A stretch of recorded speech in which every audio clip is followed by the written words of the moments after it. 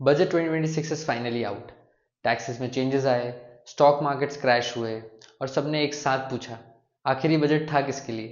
Public के benefit के लिए या फिर इन्वेस्टर्स के सेंटिमेंट हर्ट करने के लिए? आज के इस वीडियो में we are going to break down some of the most important changes introduced in budget 2026 and how these changes impact you and the shortcomings of this budget which apparently nobody is talking about. Tax related changes की बात करूँ तो अब आ गया है नया income tax act 2025 जो कि इनकम टैक्स एक्ट 1961 को रिप्लेस करेगा।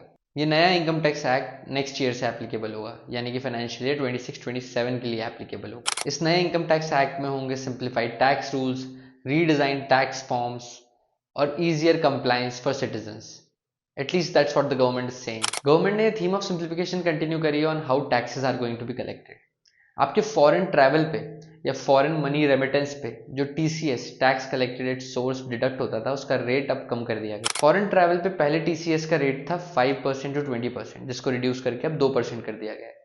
वहीं पे मेडिकल या फिर educational remittance under LRS job करते थे उस पर पहले रेट था 5%, जिसको रिड्यूस करके अब 2% कर दिया गया है। गवर्नमेंट का कहना है कि इससे आपका पैसा कम ब्लॉक होगा और आप आसानी से अपना फॉरेन ट्रैवल या फिर फॉरेन में अगर आपको कुछ एड भेजनी है तो आप आसानी से भेज पाएंगे। लेकिन इससे पहले आप खुश हो, मैं आपको ये बता देना चाहता हूँ कि ये सिर्फ टीसीएस के रेट का रिडक्शन है।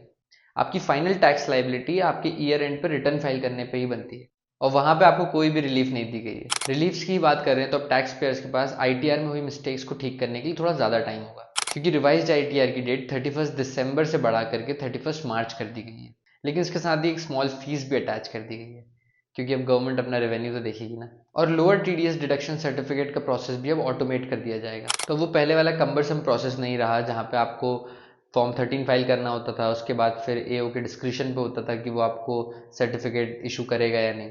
अब यहाँ पे एक रूल बेस्ड अप्रोच का ऑटोमेटेड सिस्टम लगा दिया गया है जो कि आपका ह्यूमन इंटरेक्शन कम रखेगा। इसके अलावा गवर्नमेंट टैक्स डिस्प्यूट्स को भी रिड्यूस करने की कोशिश कर रही है। पहले अगर आपको किसी डिमांड को चैलेंज करना होता तो आपको 20% तक का अमाउंट प्रीपे करना पड़ता था। अब उस अमाउंट को रिड्यूस करके 10% कर दिया गया है। साथ ही साथ आपको असेसमेंट और पेनल्टी प्रोसीडिंग्स का ऑर्डर भी कंबाइन होकर एक ही साथ मिलेगा।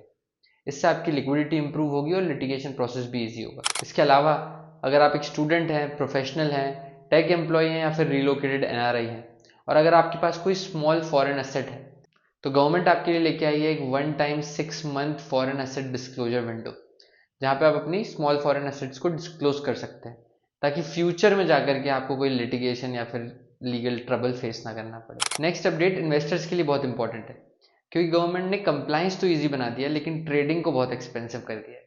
Security transaction tax STT futures and options के ऊपर काफ़ी बढ़ा दिया गया है। ऑप्शंस पे एसटीटी का रेट बढ़ा करके 0.15 कर दिया गया है, जो पहले 0.10 के आसपास हुआ करता था।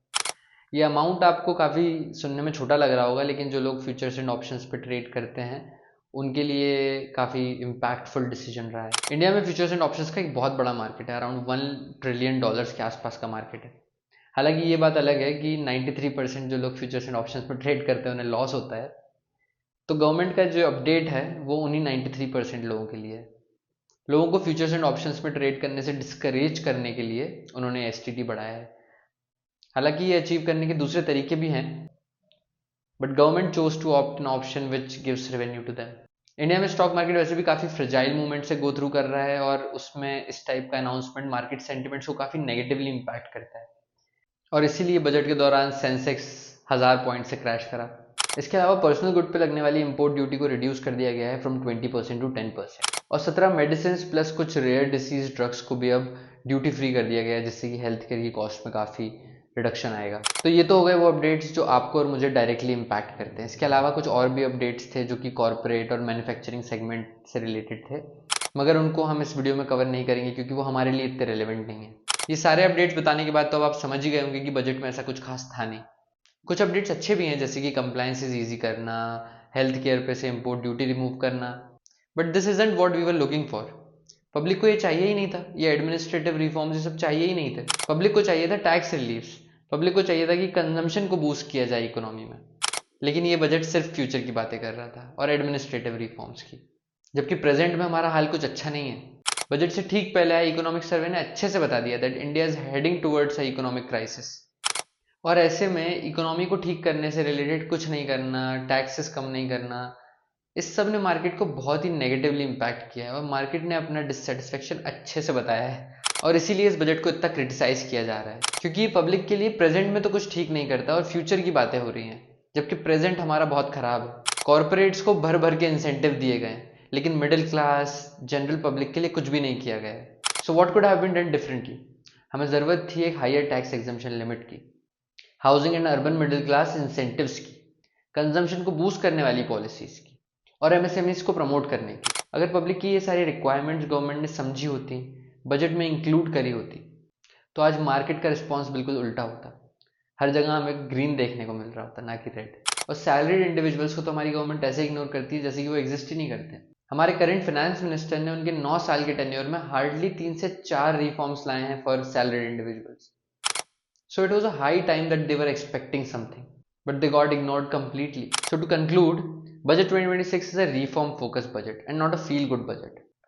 This budget may be good for corporates or for government to generate revenue, but it is not good for public in general. And the government need to think about us because we are the one who vote, not the corporate. So that's it from my side. Thank you for watching and keep following Paisa Vasool.